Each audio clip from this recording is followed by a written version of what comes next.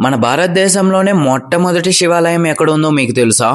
ఇక్కడ శివలింగం ప్రపంచంలోనే ఎక్కడా లేని విధంగా మానవ పురుషాంగాన్ని పోలి ఉంటుంది. ఈ టెంపుల్ ఎక్కడ ఉంది అని తెలుసుకునే ముందు మన పేజీని ఫాలో చేసి వీడియోని లాస్ట్ వరకు చూడండి. సృష్టికర్త బ్రహ్మ, స్థితికర్త విష్ణు, లయకర్త మహేశ్వరుడు ఒకే శిలలో కొలువై ఉంటారు. లింగం అంటే విశ్వం.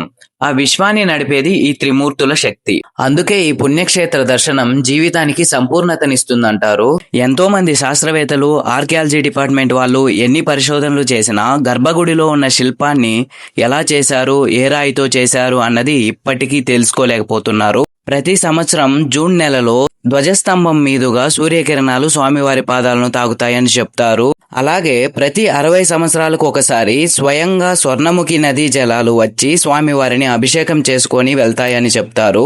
చరిత్రను మించిన ఆధ్యాత్మికత, శిల్పకళను మించిన అద్భుతం అదే మన గుడిమలం పరశురామేశ్వర స్వామి వారి ఆలయం. ఇంకా అడ్రస్ విషయానికి వస్తే మన తిరుపతి నుంచి 23 కిలోమీటర్ల దూరంలో, చిత్తూరు నుంచి 85 కిలోమీటర్ల దూరంలో గుడిమలం అనే గ్రామంలో లొకేట్ అయి ఉంటుంది ఈ టెంపుల్. ఇలాంటి మరిన్ని వీడియోస్ కోసం హేమాద్రి డైరీస్ ని ఫాలో చేసుకోండి.